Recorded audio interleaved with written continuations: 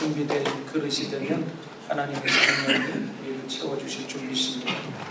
옆에 분들과 인사 나누실 때 하나님이 당신을 사랑하십니다. 사랑하십니다. 자, 우리 부속실에 예배하는 그 자리에 하나님이 여러분들을 사랑하십니다. 또 우리 영어 통역 예배실에 함께하는 그 자리에 하나님이 여러분들을 사랑하시고 축복하십니다. 오늘 주시는 하나님 말씀 신약 성경 히브리서 4장에 있는 말씀입니다. 히브리서 4장 14절에서 16절까지의 말씀이 되겠습니다. 히브리서 4장 14절에서 16절 말씀 함께 읽겠습니다. 그러므로 우리에게 큰 대제사장이 계시니 승천하시니 곧 하나님의 아들 예수시라.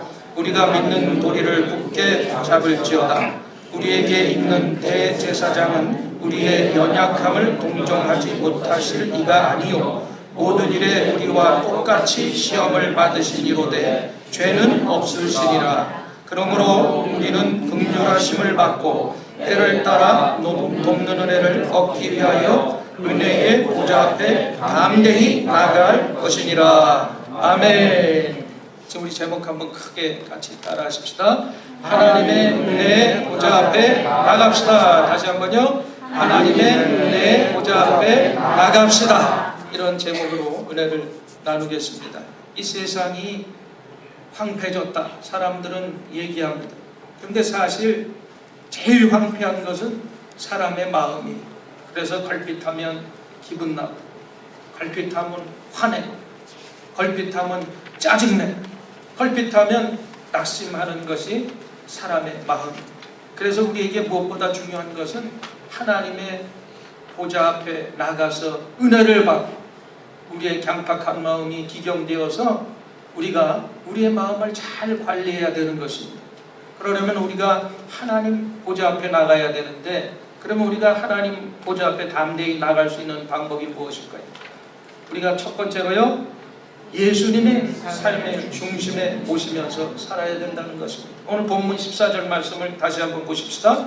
그러므로 우리에게 큰 대제사장이 계시니 승천하시느니 하나님의 아들 예수시니라 그랬어요. 이 구약시대 대제사장들은요, 이 대제사장들은 동물의 피, 제물을 가지고 들어가서 유다의 백성들의 죄를 용서함을 받았습니다. 그러나 예수님께서는 십자가에서 피 흘려주심으로 단번에 우리의 모든 죄를 사해 주셨습니다. 여러분, 그래서 우리가 예수님의 십자가를 붙잡을 때 우리는 하나님의 은혜를 받게 되는 것입니다. 그러므로 어려울 때 여러분들이 다른 길을 찾지 말고 예수님 앞에 나오시고 예수님 중심으로 예수님의 삶을 살아가게 되기를 주님의 이름으로 축복합니다. 사실상 예수님만큼 우리의 심정을 잘 아시는 분이 없어요. 왜냐하면 예수님께서는 이 땅에 오실 때 육신의 몸을 입고 오셔서 우리와 똑같이 모든 고통을, 모든 사정을 잘 알고 계시기 때문에. 그래서 15절 말씀에 뭐라고 그랬어요? 우리에게 있는 대제사장은 우리의 연약함을 동정하지 못하신 이가 아니요 모든 일에 우리와 똑같이 시험을 받으신 이로되 죄는 없으시리라. 예수님은 우리의 연약함을 몸으로 절실히 느끼고 체감하셨다고 말씀하셨어요. 그렇게 예수님은 우리의 형편과 약점을 알기 때문에 여러분들이 여러분 자신의 약점을 가지고 슬퍼할 필요가 없어요. 우리가 장점을 개발하기보다 약점에 몰두하며 사는 것은 절대로 주님의 뜻이 아니라는 것입니다. 약점에 몰두하지 말고 우리의 연약한 모습 이대로, 있는 모습 이대로 우리가 하나님 앞에 나오는 것이 중요한 것입니다. 우리가 계속 넘어져도 하나님께서는 여전히 우리를 붙잡아 주시고 우리를 일으켜 주시는 좋으신 하나님인 것을 믿으시기를 바랍니다. 그래서 여러분, 누가복음 15장에 보면 탕자의 비유가 나오잖아요. 근데 그 탕자의 비유에 이 소편을 어떤 분이 이야기하는 것을 본 적이 있습니다. 여러분, 집에 돌아온 탕자가 이제 아버지께 다시 한번 내가 효도하는 효자가 돼야 되겠다 다짐하고 얼마간은 잘 그 집에서 지냈는데 몇 달이 지나니까 점차 집에서 일하는 것이 싫어졌어요. 그리고 감사한 마음도 희미해졌습니다. 그래서 다시 옛날에처럼 집에 나가서 신나게 돈 쓰면서 살던 기억들이 되새겨지면서 유혹이 다가오게 시작됩니다. 그런데 어느 날 갑자기 아버지가 그쯤에 일을 시키는데, 야, 너 이 소 2마리 끌고 나가서 장에 가서 팔아와라 그랬어요. 그래서 아버지 말에 순종해서 소 2마리를 끌고 나가서 시장에서 소 2마리를 팔고 수중에 돈이 생겼어요. 그러니까 옛날 생각이 나는 거예요. 이 돈 가지고 딱 한 잔만 먹고 가자. 그래서 술집 가서 한 잔 먹었는데 한 잔이 2잔 되고 석 잔 되고, 여러분 술 취하지 말라 이는 방탕한 것이니 오직 성령에 충만하라. 에베소서 5장 18절에 있는 말씀이 왜 있는 줄 알아요? 술이 그게 사람을 망치는 거예요. 이성을 잃게 하지요. 술이 나쁜 환경으로 이끌게 되면 한 잔이 2잔 되고 석 잔 되다 보니까 있는 돈을 다 써버렸어. 그리고 돈이 없어지니까 아버지 앞에 이제는 면목이 없자, 아버지 내가 여차저차해서 돈을 다 써버려서 면목이 없습니다. 그러면서 다시 죄송하다고 하면서 집을 나가버렸어요. 그래서 오늘도 이 탕자의 아버지는 계속해서 이 탕자가 돌아오기를 간절히 기다리고 있다는 사실입니다. 비록 이게 꾸며낸 얘기지만 이 얘기는 많은 사람들에게 해당되는 얘기가 아닌가 생각이 듭니다. 처음 아버지의 사랑에 감격해서 다시 죄를 짓지 않고 살겠다고 다짐했지만 다시 죄의 자리에 있게 되고 하나님을 잊어버리는 경우가 우리 삶 가운데 얼마나 많이 있습니까? 그래서 우리는 실망하고 낙심하고 우리의 연약함과 무능력 때문에 좌절하기도 합니다. 그러다가 에라 모르겠다, 다시 세상으로 가다가 편하게 살다가 나중에 다시 믿자 이러고 많이 떠나는 경우들을 봤어요. 여러분 그렇게 다짐하면 하나님께서 어떻게 생각하실 거예요? 그래 네 맘대로 하다가 다시 와라 이렇게 얘기하시지는 않을 것입니다.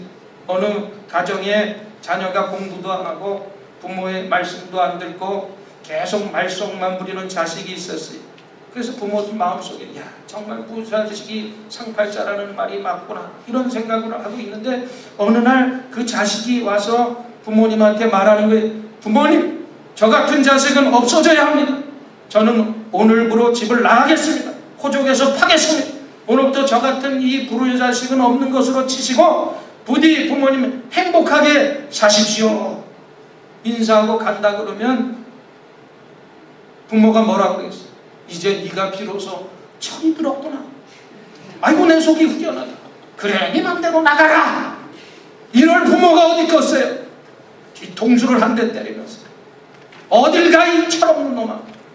아마 이렇게 얘기하실 것입니다. 이런 모습이 바로 하나님의 모습. 우리는 부족한 것이 참 많습니다.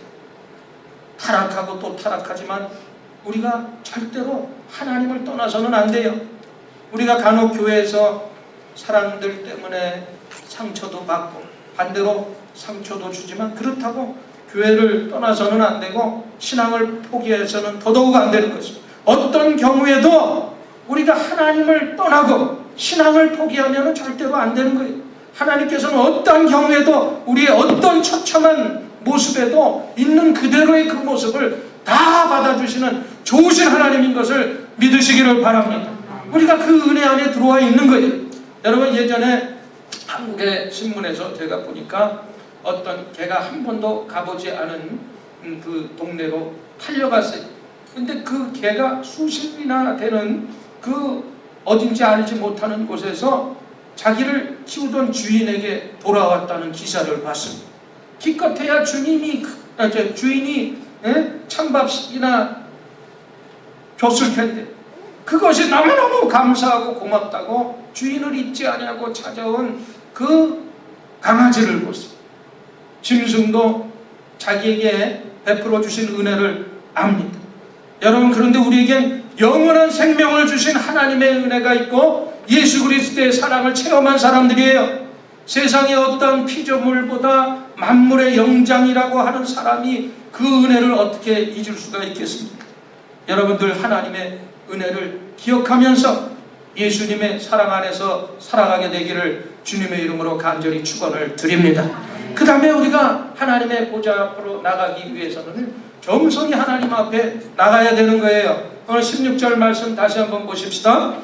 그러므로 우리는 긍휼하심을 받고 때를 따라 돕는 은혜를 얻기 위하여 은혜의 보좌 앞에 담대히 나아갈지니라. 우리가 하나님의 은혜가 없이 어떻게 살겠어요?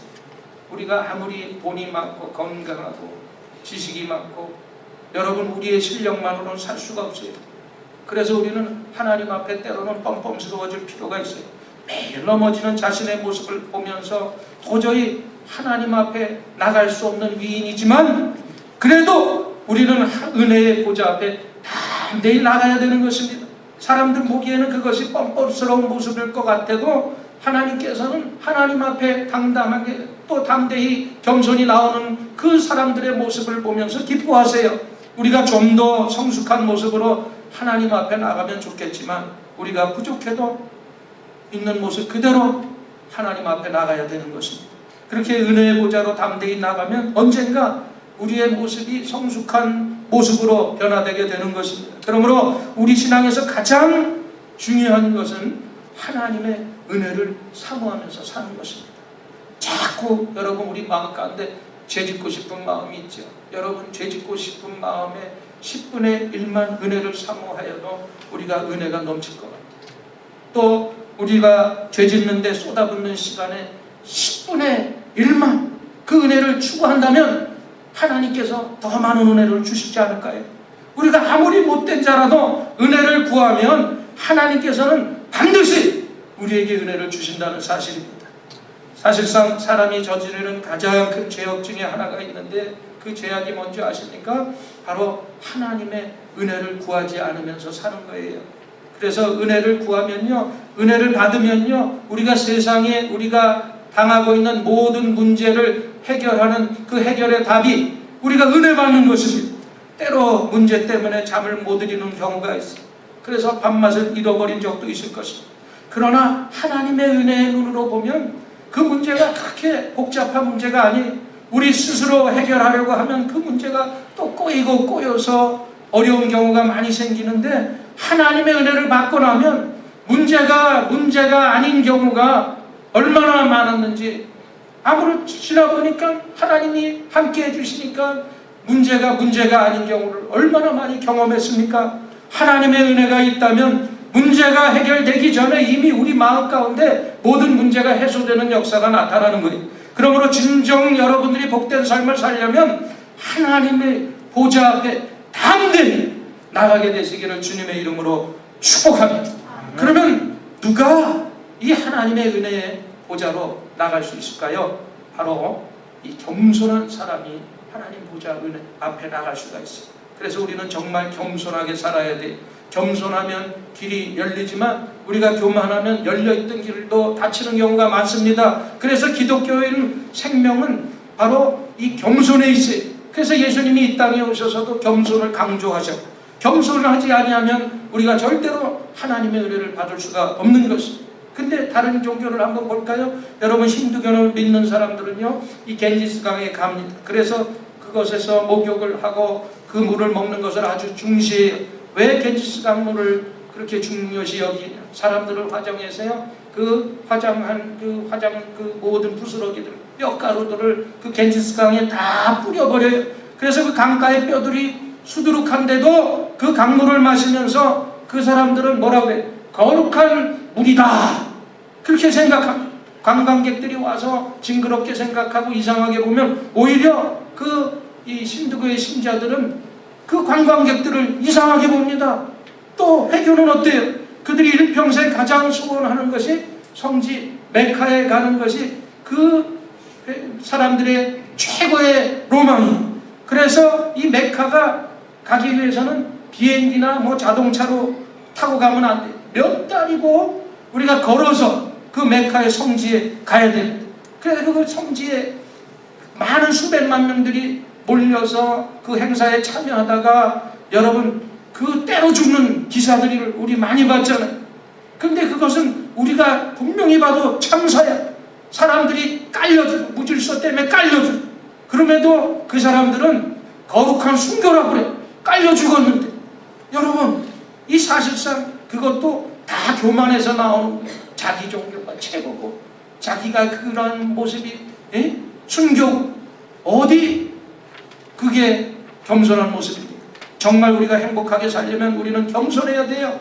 겸손해야 하나님의 은혜를 받습니다. 하나님의 말씀도 겸손해야 우리가 바로 들을 수가 있고, 여러분 봉사도 겸손해야 바로 할 수가 있어요. 감사도 겸손해야 진정한 감사가 우리 마음속에서 나오는 것입니다. 기쁨이 어디에서 와요? 기쁨도 겸손해서 오는 것입니다. 기뻐하는 사람들은 다 겸손한 사람들이, 순종도 겸손한 사람이 순종할 수 있고, 행복도 누구보다도 겸손한 사람에게 주어지는 선물이 바로 행복인 것입니다. 그래서 여러분 가정에서도, 여러분 집에서도 겸손한 사람이 행복해요. 그래서 여러분 가정이라고 남자들 목에 힘주고 이리 오너라, 날 좀 보소, 이렇게 해라 저렇게 해라, 그러면 그 가정은 행복할 수가 없어요. 교회에서도 겸손한 사람이 행복합니다. 내가 장로라고, 내가 재직이라고 여러분 어깨에 힘주고 그러면 여러분 행복할 수 없고, 또 다른 사람도 행복을 느낄 수가 없는 것입니다. 내가 이런 사람인데 라고 하면 행복이 없어져요. 그러나 저 같은 부족한 사람이 이런 마음을 가지고 신앙생활을 하면 어느새 신앙생활이 행복해지고, 교회 생활이 행복해지고, 가정의 생활이 행복해지게 되는 것입니다. 여러분 교회에서 교인이 수많은 은혜를 받아도 교만하기만 하면 그 은혜가 다 떠나가는 것입니다. 그래서 교만은 좋은 것이 떠나가게 하고 행복의 문과 축복의 문을 닫는 것이 바로 교만인 것입니다. 그래서 사람들도 보세요. 교만한 사람 누가 싫어해요? 교만한 사람들 곁에는 사람들 다 떠나요. 그러나 겸손한 사람들 주변에 있는 사람들이 친구가 되자고 몰려옵니다. 나라도 교만하면 망해요. 내가 구체적으로 어느 나라라고 얘기하지만 제 시국이 자기들이 대국이라고, 인구가 많고 땅덩어리가 커서 대국이야, 경제적으로 좀 이제 G2 국가라고 의시되고 뽐내고 있지만 하는 일들 봐요. 절대로 대국의 모습이야. 그런 나라, 사회주의를 지향하는 그런 나라 언제 망할지 모르고, 여러분 입맛도 마찬가지입니다. 교만하면 입맛이 없어져요. 여러분 금식해봐. 입이 얼마나 겸손해지는지. 안 먹던 김치 쪼가리도 없어서 못 먹고 라면에 밥 말아 먹고, 여러분 그러는 거예요. 건강도 교만하면 사라져요. 내 건강을 과신하고 여러분 마음대로 여러분 몸 놀리면 여러분 안 돼요. 사람들은 교회 일을 능력이 없어 못하는 줄 알지만 사실은 교만하니까 못하는 거예요. 그래서 교만은 망하는 지름길이고 겸손은 은혜 받는 지름길입니다. 그래서 우리의 능력으로 이 세상을 산다고 하는 것은 큰 착각이, 매 순간마다 우리가 하나님의 능력으로 살고 있음을 기억하면서 여러분들이 늘 하나님 앞에서 겸손한 신앙생활하게 되시기를 바랍니다. 하나님께서 계속적으로 쓰시는 사람이 되려면 우리 마음속에서 우죽순처럼 튀어나오는 그 교만의 잡초를 뽑아버려야 돼요. 그리고 그 예수님 앞에 우리가 겸손히 무릎을 꿇고 기도하는 시간들이 필요한 것입니다. 교만하면 사탄과 가까워져요. 그러나 우리가 겸손하면 하나님과 가까워질 수가 있는 것입니다. 그래서 성경은 교만은 패망의 선봉이다. 여러분 겸손하면 항상 좋은 길이 열리게 돼 있어요. 여러분들이 그러므로 늘 겸손함으로 하나님의 은혜를 누리고 살게 되기를 주님의 이름으로 간절히 축원을 드립니다. 그 다음에 우리가 중요한 것이 있는데, 이렇게 겸손하면 은혜를 받지만 한 가지 또 필요한 것이 있어요. 그것은 은혜를 받기 위해서 필수적인 것인데 우리가 인내해야 된다는 거예요. 인내. 그래서 그 인내를 강조하기 위해서 16절에 뭐라고 말씀하고 있어요? 때를 따라 돕는 은혜라고 표현하고 있어요. 그 말은 하나님의 은혜가 금방 주어지는 은혜가 아니라는 거예요. 하나님의 때에 주어지는 것이 바로 하나님의 은혜인 것입니다. 그러므로 여러분들이 살아가면서 좀 느긋해질 줄 알아야 돼요. 사실 믿는다는 것은 느긋해지는 거예요. 내 뜻과 하나님의 뜻이 다를 수가 있습니다. 그래서 우리가 기도한다는 것은 내 뜻이 하나님의 뜻으로 바뀌는 것이 기도하는 거예요. 그래서 내 뜻대로 되지 않는다 그래서 여러분이 조급하면 안 되고 안달하면 안 돼요. 우리가 겸손한 모습으로 최선을 다했으면 다만 한 가지 더 해야 되는데, 그것이 다른 것이 아니라 하나님의 때를 기다리는 모습인 것입니다. 근데 우리 현대인들의 모습은 어때요? 너무 조급하잖아요. 어떤 사람이 인내가 없어서 하나님 앞에 기도해. 하나님 인내를 주시옵소서. 지금 당장 즉시 주시옵소서. 이건 인내가 아니에요. 조금이라도 느긋하면 실패하는 줄 아니에요. 많은 사람들이 그렇잖아요. 그래서 경쟁이 일어나는 것 같고, 아이고 저 집 애들은 아이고 벌써 공부를 저렇게, 아이고 구구단을 다 했디야. 애기들 구구단 학교 가면 다 해. 그러니까 조급해하지 말라는 거예요. 여러분 인생에 있어서 속도를 내야 할 때도 있지만 기다려야 할 때도 있어요. 행동은 빠를수록 좋고 여러분 실천도 빠를수록 좋습니다. 그러나 마음은 조급하지 말고 우리가 좀 느긋해야 돼요. 사람이 부드러우면 아무것도 못하는 줄 알지만 우리가 은혜 안에서 부드러우면 그것이 더 큰 힘이 되는 것입니다. 아무리 강한 바람이 불어도 은혜 안에서 부드럽게 살면 반드시 살 길이 열려지는 거예요. 그래서 그 느긋한 삶을 위해서 꼭 필요한 것이 있는데 그것이 바로 우리의 이 부드러운 언어 생활인 것입니다. 그래서 은혜가 우리 가운데 사라지면요 금방 말하는 거 보면 알아. 언어가 막 거칠어지고요. 은혜 받은 사람들은 이 입술이 언어가 부드러워지게 되는 것입니다.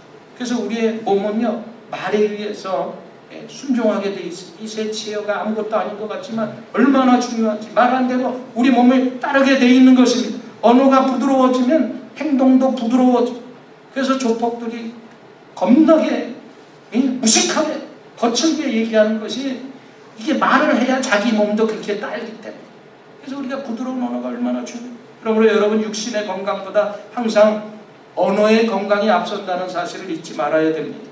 그래서 사람이 병약하면 언어가 거칠어지기 쉽지만 언어가 거치면 어떻게 되는 줄 알아요? 세포가 병들게 돼 있어요. 그런 의미에서 여러분들이 뭐 한약방 가서 보약제 먹는 것도 중요하지만 멀리서 보약을 찾지 말고 여러분들이 나의 긍정적인 언어 또 건강한 언어가 바로 보약인 것을 믿으시기를 바랍니다. 그래서 성경이 말하는 거예요. 잠언서 18장 21절에 뭐라고 그랬어요? 죽고 사는 것이 혀의 힘에 달렸나니 혀를 쓰기 좋아하는 자는 혀의 열매를 먹으리라.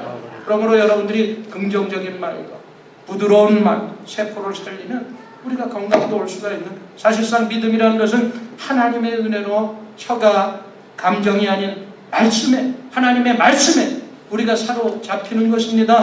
그래서 사도행전 2장에 보면 어떤 일이 나요? 오순절 마가 다락방에 120문도가 모여서 약속하신 성령을 기다릴 때 어떤 현상이 일어났어요? 2장 4절 말씀에 바로 성령이 임하니까 성령이 말하게 하심을 따라 다른 언어, 방언을 했다고 말씀하고 있습니다. 그 사건은 하나님의 은혜가 바로 부드러운 혀와 깊은 관계가 있음을 분명하게 보여주는 사건이에요. 그러므로 여러분들이 부드러운 언어와 편안한 마음으로 하나님의 때를 기다리시고 기도하시면 돼요. 그러면 반드시 하나님의 은혜를 힘입어서 우리가 항상 승리하는 삶을 우리 삶 가운데 살 수가 있는 것입니다. 그래서 야고보서 1장 4절에 인내에 대해서 얘기하고 있죠. 인내를 온전히 이루라. 이는 너희로 온전하고 구비하여 조금도 부족함이 없게 하려 함이니라. 인내하는 사람이 많지요, 우리 주변. 그런데 인내를 온전히 이룬 사람을 만나는 것은 쉬운 일이 아닙니다. 끝까지 참는 사람은 누구보다 강한 사람이 인내하되 끝까지 참고 끝까지 참을 수 있도록 우리가 인내의 근육을 키워야 되는 것입니다. 그래서 끝까지 참기 위해서 우리가 누구에게 그 참는 것을 배우냐? 예수님께 배워야 돼요. 그래서 예수님께서 히브리서 12장 2절 또 3절 말씀에 이렇게 말씀하셨어요. 같이 한번 읽어보십시다. 믿음의 주여 온전케 하시는 이 예수를 바라보자. 저는 그 앞에 있는 즐거움을 위하여 십자가를 참으사 부끄러움을 개의치 아니하시더니 하나님 보좌 우편에 앉으셨느니라. 3절 너희가 피곤하여 낙심치 않기 위하여 죄인들을 이같이 자기에게 거역한 일을 참으신 자를 생각하라. 그래서 우리는 참기 힘든 순간마다 끝까지 참는 법을 가르쳐 주시는 그 예수님 앞에 나가야 되는 것입니다. 여러분 이제는 그냥 막 살지 마세요. 여러분들이 하나님의 은혜를 생각하고 늘 겸손해서 하나님의 그 때를 기다리면서 여러분들이 큰 꿈을 가지고 사시기를 바랍니다. 나는 복의 근원이 되겠다. 여러분들이 매일 입술로 고백하고 마음으로 다짐하세요. 그리고 거룩한 꿈이, 거룩한 입술이 거룩한 인생을 만든다는 사실을 아시고 여러분들이 하나님께서 주신 사명을 이루고 하나님 보좌 앞에 담대하게 다 나가서 여러분들의 매일 삶 가운데 승리가 있기를 주님의 이름으로 간절히 축원을 드립니다. 우리 말씀 생각하면서 기도하십시오. 오늘도 하나님 보좌 앞에 우리가 담대히 나왔는데 우리가 겸손히 또 하나님의 때를 기다리면서 그 꿈을 이루기 위해서 우리 말씀 생각하면서 주여 상창하고 기도합니다. 주여, 주여, 주여. 아버지